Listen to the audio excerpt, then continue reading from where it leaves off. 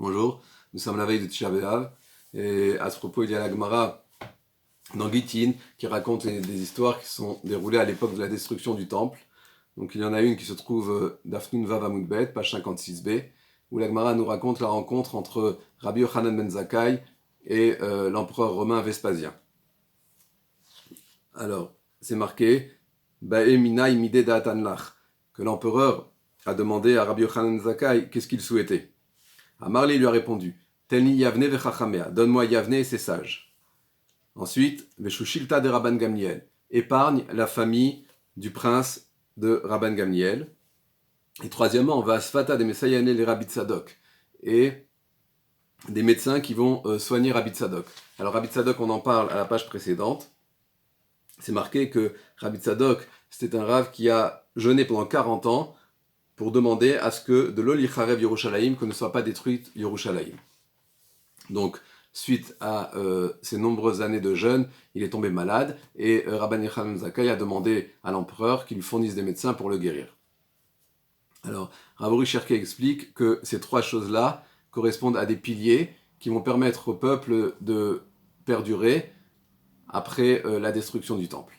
On a la Torah, lorsqu'il demande la yeshiva de Yavne, il y a l'autonomie politique, lorsqu'il demande à ce que la famille du prince soit épargnée, puisque c'est cette famille qui va diriger le peuple par la suite, et il y a la Tfila, qui est représentée par ce Rabbi Tzadok, qui a donc prié pendant ces nombreuses années.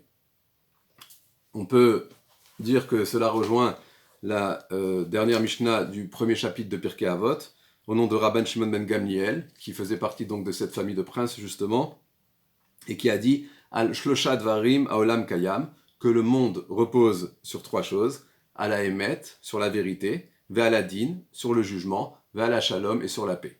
Donc la vérité, on peut dire que c'est lié à la Torah, comme nous disons Torah Temet, une Torah de vérité, Ve'al Adin, sur le jugement, cela fait lien à l'autonomie politique, puisque c'est les jugements qui vont être opérés par cette famille dirigeante.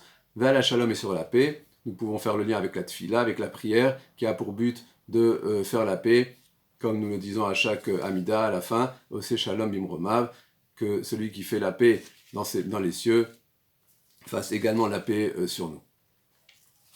Alors à propos d'une loi de Tisha B'Av, il y a celle-ci qui dit que, dans le Shulchan Aruch, Siman 552, à la fin, En omrim trina erev Tisha B'Av ve'mincha, la veille de Tisha B'Av à des mincha, nous ne disons plus les supplications, et bien sûr à Tisha B'Av lui-même non plus, nous ne disons pas ces supplications. Pourquoi? Explique le Shulchan Aruch, Mishum deikre moed, parce que Tisha B'Av est appelé un moed, est appelé une fête.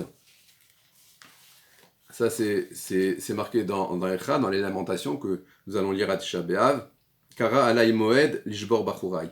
Il a fixé un moment, lishbor bachurai, pour briser nos jeûnes, et c'est là-dessus que l'on se base pour dire que Tisha B'Av est apparenté à une fête, puisqu'il y a le mot moed qui est employé à propos des fêtes en général, pour dire que il y a la notion de fête à Tisha B'Av qui fait que nous n'allons pas dire ces supplications au cours de la prière.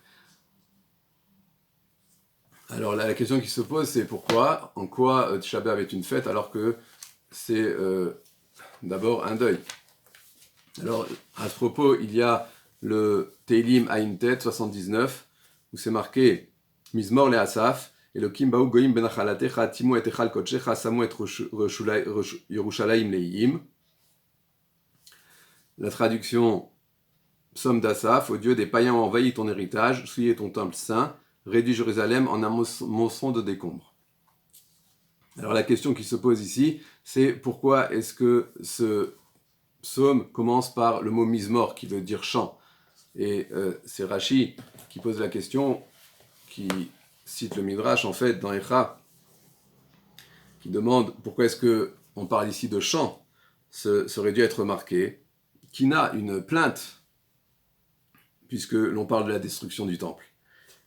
Mais Rashi explique, comme c'est marqué dans Echa également, qu'il a Hachem et Hamato, que Hachem a déversé sa colère sur le Beth Amikdash. Comment il a déversé cette colère? Vayatzet Eshvet Tzion, en enflammant Tzion et en détruisant le Beth Amikdash, qui était une bâtisse de pierre.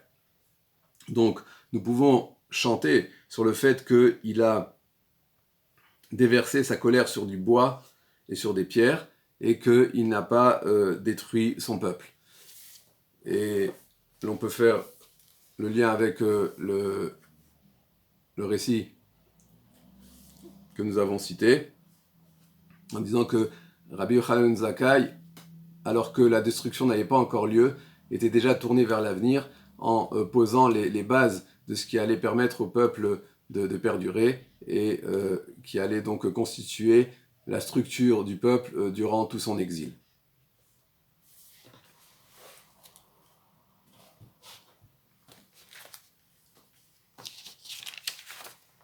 Concernant les lois qui sont en vigueur lorsque Tisha B'Av tombe Shabbat, comme cette année, le 9 Av et Shabbat, nous avons le principe que En Avelut Befaresia, il n'y a pas de deuil en public. C'est-à-dire, on ne fait rien qui pourrait s'apparenter à un deuil en public.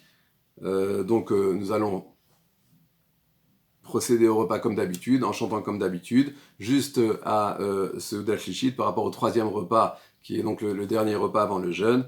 Il est marqué qu'il faut éviter les réunions, les chants joyeux. Et bon, de toute manière, à Seudat Shlichit, l'habitude est, notamment dans les yeshivot, de ne pas chanter des chants joyeux, mais des chants d'émotion, des chants calmes. Hein. Donc on pourra faire comme d'habitude. Alors concernant l'étude, de ne pas étudier après la moitié de la journée, cela concerne les années en général. Lorsque c'est Shabbat comme cette année, il y a différents avis à ce sujet. On peut dire que si l'on n'étudie pas, cela n'est pas considéré comme un deuil public, parce que quelqu'un qui n'étudie pas n'est pas forcément en deuil. Donc que l'on fasse comme ceci ou comme cela, on a sur qui s'appuyer. Et sur la question de savoir est-ce qu'on va chanter les Chadodi sur un air de Tisha B'Av, le Rav Aviner répond qu'il faut éviter parce que cela pourrait s'apparenter à un deuil public. Par contre, lorsqu'on lui demande est-ce que l'on va, comme cette habitude ashkenaz de lire les versets dans Dvarim que l'on va lire Shabbat, Echa esa levadi tochachem ou masaachem verifrem, donc qui est les reproches de Moshe au peuple, de le dire sur l'air de Echa, des lamentations, puisque ce mot est évoqué. Il dit que l'air là correspond à l'esprit de ce qui est dit. Donc c'est pour dire qu'il y a un esprit dans l'halakha qui doit être le nôtre en ce jour de Tisha B'Av, où nous essayons d'inculquer en nous le manque de Beth Amikdash pour que nous souhaitions sa reconstruction Bimera B'Yameinu.